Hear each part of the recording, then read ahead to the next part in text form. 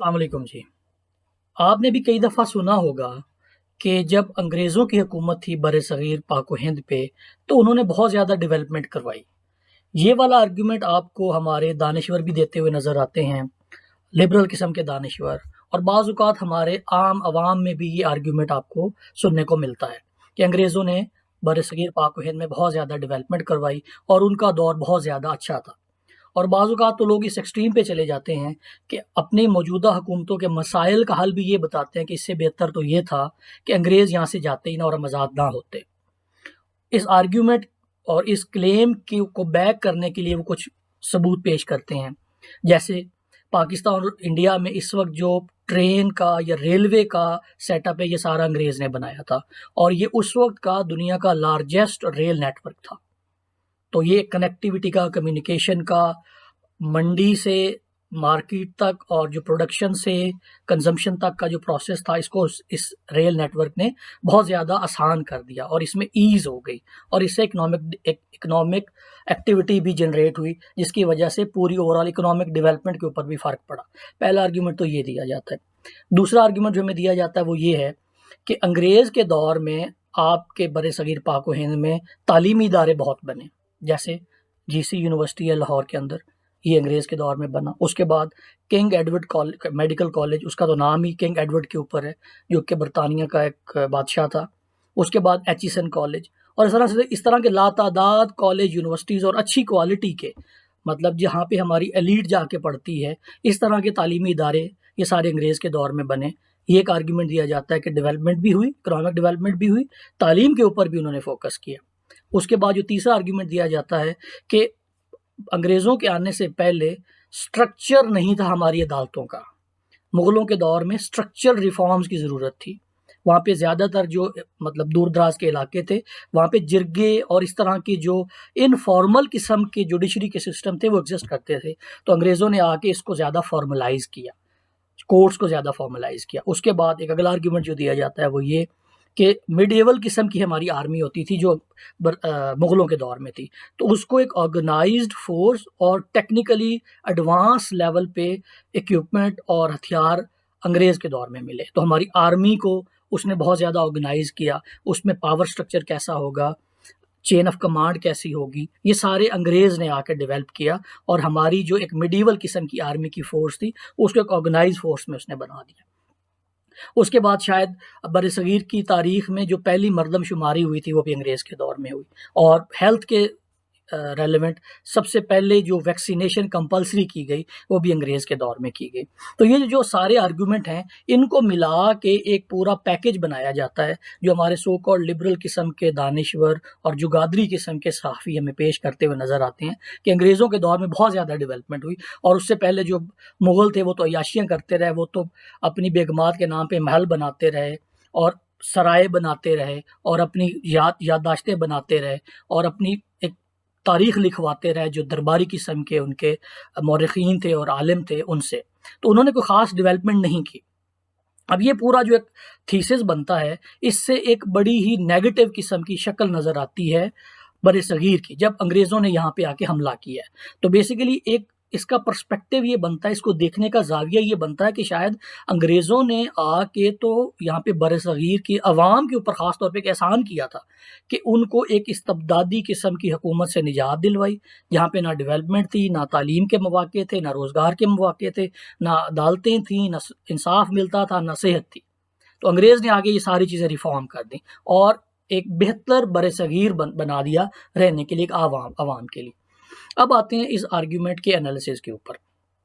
سب سے پہلے تو یہ جو کہا جاتا ہے کہ یہ اکنامک ڈیولپمنٹ کی انگریز نے جب کنیکٹیوٹی بنا دی، سڑکیں بنا دی، روڈ بنا دی، ریلوے بنا دی، تو اب کنیکٹیوٹی ہو گئی between the producer and the consumer, تو اس سے اکنامک ایکٹیویٹی جنریٹ ہوئی اور جس سے اکنامک ایک رول آؤٹ ہوا، کیش فلو بڑھا، اکانومی کے اندر پیسہ زیادہ گھوما، تو اس وجہ سے اکنامک ڈیولپمنٹ ہوئی۔ سب سے پہلے تو اس آرگیومنٹ کو پکڑتے ہیں، 1/4 of total economic out put of the world وہ بر صغیر سے آ رہی تھی، پہلا انڈیکیٹر۔ اسی وقت اسی ٹائم پہ سن 1500 میں دنیا کی گلوبل جی ڈی پی میں برطانیہ کا شیئر تھا 1%۔ یہ دو فیکٹس آپ اپنے سامنے رکھ لیں، یہ 1500 کا ٹائم فریم ہے. اب اس کے بعد اب آئے 1950 میں. 1950 میں جو بر صغیر کا total G D P of the world میں کنٹریبیوشن ہے وہ آ چکا ہے 4% پہ، اور جو برطانیہ ہے اس کا ٹوٹل جی ڈی پی میں جو کنٹریبیوشن ہے وہ 6% پہ آ گیا ہے. یہ 9 سے کم ہو کے آیا. جنگ عظیم دوم تک میں 9% پہ تھا، اور اس کے بعد چونکہ کافی زیادہ ایکسپینسز ہوئے تو اس کی وجہ سے یہ 9 سے 6% پہ آ گیا. تو پہلا تو یہ مغالطہ دور کر لیں کہ انگریزوں کے آنے سے پہلے یہاں پہ شاید بھوک اور افلاس تھی. ایسا نہیں تھا. ہم پوری دنیا کا 25% پروڈیوس کر رہے تھے، اور پوری دنیا کو گندم ہم سپلائی کر رہے تھے. پوری دنیا کی ٹیکسٹائل انڈسٹری کی سپورٹ ہم کر رہے تھے. بحری جہاز پوری دنیا میں سب سے بہتر جو مانا جاتا تھا وہ ہندوستان کا مانا جاتا تھا. اور جو سب سے اہم بات ہے، ایک اور جو انڈیکیٹر آتا ہے اکنامک پراسپیرٹی اور اکنامک والیوم کا، کتنا بڑا اکنامک والیوم اس وقت چل رہا تھا. پیر کے دور میں جو سب سے بڑا سکہ تھا اس کو اس دور میں مہر کہا جاتا تھا. ایک مہر جو سب سے بڑی ڈینومینیشن تھی اورنگزیب عالمگیر کے دور میں وہ 100 تولے کے برابر تھی. اب آپ اس کو کیلکولیٹ کر لیں کہ سونے کا 100 تولے کی قیمت اس وقت کتنی ہے، اور یہ ڈینومینیشن اتنی بڑی رکھنے کی ضرورت کیوں پڑی؟ کیونکہ اتنے بڑے بڑے سودے ہو رہے ہوتے تھے کہ وہاں پہ ایک بہت بڑی بینکنگ تو ہوتی نہیں تھی، چیک تو ہوتا نہیں تھا، بل آف ایکسچینج تو ہوتے نہیں تھے، ٹریجری یا پرومزری نوٹ تو نہیں ہوتے تھے نا. تو اس وقت تو فزیکل کرنسی چاہیے ہوتی تھی. تو سب سے بڑی جو مہر تھی وہ 100 تولے کی تھی. تو اس سے اندازہ کر لیں کہ اکنامک ایکٹیویٹی میں کتنی زیادہ شدت تھی، کتنی زیادہ انٹینسٹی تھی. اچھا، اس کے بعد اٹلانٹک سلیو کا نام آپ نے سنا ہوگا. اٹلانٹک سی سلیو ٹریڈ کا نام آپ نے سنا ہوگا. یہ کیا تھی؟ یہ جب پوری دنیا میں نئے نئے جزیرے، نئے نئے ممالک دریافت ہونا شروع ہوئے اور جو سلیو ٹریڈ تھی وہ ختم ہو گئی، تو اب لیبر کے نام پہ پوری دنیا میں جو کالونیز تھی انگریزوں کی، وہاں پہ ہندوستانیوں کو لے کے جانا شروع کر دیا گیا. اب اس کو دیکھیں، آپ کو ویسٹ انڈیز کی ٹیم میں چندر پال نظر آتا ہے، سروان نظر آتا ہے، رام دین ان کا وکٹ کیپر نظر آتا ہے. یہ کبھی آپ نے سوچا ہے کہ یہ ویسٹ انڈیز کا انڈیا کے ساتھ اور یہ ہندو وہاں پہ کیسے پہنچے ہوئے ہیں؟ اور اس کے بعد ایک ویسٹ انڈیز کا ایک بہت بڑا اسکالر ہے جو مسلمان ہے، ناصر حسین، شیخ ناصر حسین، وہ وہاں کیسے پہنچا؟ تو یہ ساری سلیو ٹریڈ تھی، فورسڈ لیبر کے نام پہ پوری دنیا میں جو انگریز کی کالونیز تھی وہاں پہ ہندوستانیوں کو لے کے جایا گیا اور ڈمپ کیا گیا، اور انگریزوں کی کالونیز کو انہوں نے جا کے ریوائیو کیا، یہاں کے ہندوؤں نے، مسلمانوں نے اور سکھوں نے. اس کے بعد آپ اب نوٹ کریں، آج کے دور میں جو موریشس ہے وہاں پہ اس کی 64% جو آبادی ہے وہ سب کانٹیننٹ سے ہے. تو یہ لوگ وہاں کیسے پہنچے؟ یہ سارے وہ لوگ تھے جن کو فورس لیبر پہ کہا گیا کہ آپ کو وہاں پہ بیٹر اپرچونٹی ملے گی، لیبر لاز وہاں پہ اچھے ہیں، ارننگ وہاں پہ بہتر ہوگی. تو یہ سارے لوگ یہاں سے ایک اچھے مستقبل کی امید میں گئے اور پھر کبھی واپس نہیں آ پائے. تو یہ بھی ایک بہت بڑا فینومنا ہے کہ فورس لیبر کے نام پہ سلیو ٹریڈ بھی کی گئی. اب آتے ہیں اکنامک ڈیولپمنٹ کا ایک تیسرا پہلو جو ہے انڈسٹریل ریولوشن کہا جاتا ہے. بڑا ایک کو انسیڈنٹ لگتا ہے کہ جیسے ہی انگریزوں نے کانکویسٹ آف بنگال میں فتح حاصل کرتے ہیں اسی وقت انڈسٹریل ریولوشن شروع ہو جاتا ہے. اس لنک کی نہیں سمجھ آتی کہ یہ کیا ہوا کہ یہاں پہ بر صغیر میں انہوں نے بنگال کے اوپر قبضہ کیا اور اس کے ساتھ ہی انڈسٹریل ریولوشن وہاں پہ شروع ہو گیا. اب یہ کیسے شروع ہو گیا؟ اس وقت کمپنی بہادر کی حکومت تھی. ابھی ہم ڈائریکٹ برطانیہ عظمیٰ کے حکمرانی کے اندر نہیں گئے تھے. اس وقت کمپنی کی حکومت تھی، کمپنی بہادر کی حکومت تھی. تو کمپنی بہادر کی حکومت میں کانکویسٹ آف بنگال میں اس وقت 2,60,000 فوجی تھے ان کے پاس، ان کے ڈسپوزل کے اوپر. اور حیران کن بات یہ ہے کہ اس وقت برطانیہ عظمیٰ کے اپنے جو فوجی تھے، ان کی ریاست کے جو فوجی تھے وہ اس سے آدھی تعداد میں تھے. تو اتنی بڑی جو اکنامک ایکٹیویٹی جنریٹ ہوتی ہے، اس کی کیا وجہ ہے؟ اس کی بھی وجہ یہی ہے کہ انہوں نے یہاں پہ جو بنگال کی ریاست پہ جب قبضہ کیا تو اس کے سارے ریسورسز کو یہاں سے ایکسٹریکٹ کیا اور جا کے وہاں پہ یو کے میں ڈمپ کر دیا، جس کی وجہ سے وہاں پہ انڈسٹریل ریولوشن آ گئی. اب وہاں تو انڈسٹریل ریولوشن آ رہا ہے اور یہاں پہ ہندوستان کی 7 کروڑ کی آبادی میں سے 1 کروڑ بندہ دا گریٹ فیمن کے بعد مر جاتا ہے، جس میں میجورٹی بنگالیوں کی ہوتی ہے.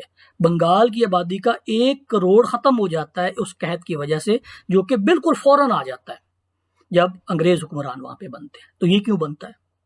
اس کے بعد اگلا فیکٹر آتے ہیں جی اکانومی اور لینڈ ریفارمز کے اوپر جو اگلا فیکٹر ہے اس کے اوپر بات کرتے ہیں. مغلوں کے دور میں جو لینڈ سے ریونیو کلیکٹ کرنے کا طریقہ تھا وہ یہ تھا کہ جو لینڈ ہے that is the property of the state, وہ کسی انڈیویجول کی پراپرٹی نہیں ہے، ریاست کی ملکیت ہے اور اس کے اوپر کچھ لوگ کام کر رہے ہیں. ان دونوں کے درمیان میں ایک انٹرمیڈری بنا دیا گیا جس کو زمیندار کہا جاتا تھا، اور کچھ جگہوں پہ اس کو پٹواری بھی کہا جاتا تھا. یہ اپوائنٹڈ بندہ ہوتا تھا، یہ سرکار کا ملازم نہیں ہوتا تھا. زمین سرکار کی ہے، ایک اپوائنٹڈ بندہ ہے جو انٹرمیڈری ہے، جو وہ کمیشن لے گا سرکار سے بھی اور جو بندہ زمینداری کر رہا ہے اس سے بھی، اور جو ریونیو ہوگا وہ سرکار کے کھاتے میں جمع کرا دے گا. اور اس کی بیوٹی کیا تھی؟ حضرت عمر کے دور سے چلتا ہوا آ رہا تھا، مسلمان حکمرانوں نے اس کو فالو کیا. اس ماڈل کی بیوٹی کیا تھی؟ اس ماڈل کی بیوٹی تھی کہ یہ جو بندہ جو انٹرمیڈری ہے جو کہ رسپانسبل ہے فار ریونیو کلیکشن، پہلی تو بات ہے وہ کسی کا ملازم نہیں، اس کو دونوں پارٹیوں سے بنا کے رکھنی پڑے گی کیونکہ وہ سوسائٹی کا بندہ ہے، اس معاشرے کا بندہ ہے. تو جہاں سے اس نے ریونیو کلیکٹ کرنا ہے ان کے ساتھ بھی اس نے اپنے تعلقات کو بہتر رکھنا ہے اور ریاست کے ساتھ بھی تعلقات کو بہتر رکھنا ہے تاکہ ریاست اس کو بعد میں اپوائنٹ بھی کرے. اب انگریزوں نے اس پہ کیا کیا؟ انگریزوں نے آ کے یہ کیا، سب سے پہلے تو یہ ختم کر دیا، درمیان میں جو انٹرمیڈری تھا نا اس کو ختم کر دیا. اس انٹرمیڈری کی جگہ پہ اس نے زمینداری شروع کرا دی، جاگیرداری شروع کرا دی. اس نے لوگوں کو مالکانہ حقوق دے دی زمین کے، زرعی زمین کی ملکیت اب آپ کے پاس ہے، ایک فکس ریٹ آپ سے ڈیفائن ہو گیا کہ آپ نے اپنی کراپ کا 10% ہمیں دینا ہے. اب کچھ جگہوں پہ یہ پرسنٹیج تھی، کچھ جگہ پہ یہ کوانٹٹی ڈیفائنڈ تھی کہ اتنے من گندم آپ نے دینے، اتنے من چاول آپ نے دینے ہیں. اب آپ کی فصل اتنی ہوئی ہے یا نہیں ہوئی، ریاست کو آپ نے اتنا جمع کرانا ہے. اب اس نہیں بنا پاتا تو وہ پھر آگے ٹھیکے کے اوپر، مزارعت کے اوپر آگے زمین دے گا، اور اس طرح اس میں درمیان میں اسی ماڈل کی ریپلیکیشن کر دی جو کہ اس سے پہلے مغلوں کے دور میں چل رہا تھا. تو ایک تو یہ جو بہت بڑی مسکنسیپشن ہے کہ یہ جو لینڈ لارڈزم ہے یہ کب آیا، یہ مغلوں کے دور میں نہیں تھا. مغلوں کے دور میں جو زمین تھی وہ ریاست کی ملکیت تھی. یہ انگریزوں نے یہ لعنت ہمارے اوپر مسلط کی جو اب تک ہمارے اوپر مسلط ہے، اور جو وہ بنا کے گئے تھے وہ والا جو ڈسپیرٹی وہ کریٹ کر کے گئے تھے between haves and have not, وہ اب تک موجود ہے. اس کے بعد یہ بڑی میتھ ہے کہ ریلوے انہوں نے جو بنایا تو ریلوے کی وجہ سے تو بہت زیادہ ڈیولپمنٹ ہوئی. آپ کبھی نوٹ کریں کہ ریلوے اور جی ٹی روڈ یہ ساتھ ساتھ کیوں چلتے ہیں؟